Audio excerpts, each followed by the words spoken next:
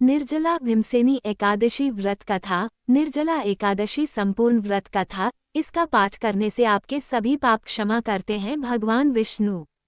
जीवन मंत्र डास्क। निर्जला एकादशी का व्रत ज्येष्ठ मास के शुक्ल पक्ष की एकादशी तिथि को किया जाता है। हिंदू धर्म में एकादशी व्रत का मात्र धार्मिक महत्व ही नहीं है, ये व्रत मानसिक एवं शारीरिक स्वास्थ्य के नजरिए से भी बहुत महत्वपूर्ण है। एकादशी का व्रत भगवान विष्णु की आराधना को समर्पित होता है। इस एकादशी का व्रत करके श्रद्धा और सामर्थ्य के अनुसार दान करना चाहिए।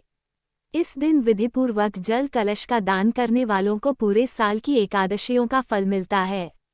इस प्रकार जो इस पवित्र एकादशी का व्रत करता है वह समस्त पापों से मुक्त हो जाता है।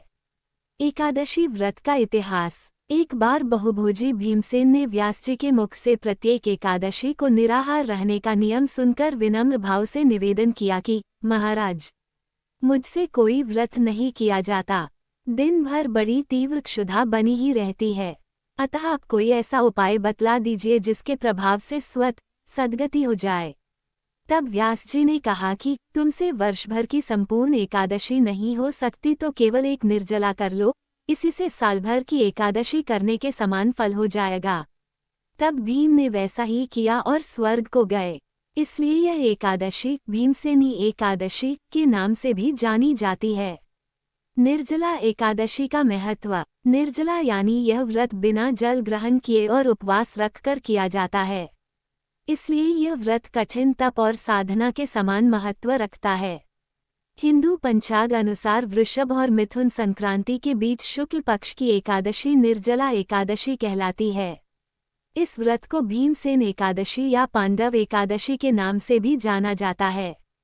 पौराणिक मान्यता है कि 5 पांडवों में एक भीमसेन ने इस व्रत का पालन किया था और वैकुंठ को गए थे, इसलिए इसका नाम भीमसेनी एकादशी भी हुआ। सिर्फ निर्जला एकादशी का व्रत कर लेने से अधिक मास की 2 एकादशियों सहित साल की 25 एकादशी व्रत का फल मिलता है। जहां साल भर की अन्य एकादशी व्रत में आहार संयम का महत्व है, वहीं निर्जला एकादशी के दिन आहार के साथ ही जल का संयम भी जरूरी है। इस व्रत में जल ग्रहण नहीं किया जाता है, यानी निर्जल रहकर व्रत का पालन किया जाता है। यह व्रत मन को संयम सिखाता है और शरीर को नई ऊर्जा देता है। यह व्रत पुरुष और महिलाओं दोनों द्वारा किया जा सकता है। व्रत का विधान है। दिन भर इन बातों का ध्यान रखें। 1. पवित्रीकरण के समय जल आचमन के अलावा अगले दिन सूर्योदय तक पानी नहीं पिएं। 2. दिन भर कम बोलें और हो सके तो मौन रहने की कोशिश करें। 3. दिन भर न सोएं। 4. ब्रह्मचर्य का पालन करें। 5. झूठ न बोलें, गुस्सा और विवाद न करें। वीडियो पसंद आए तो लाइक, सब्सक्राइब जरूर करना प्लीज़।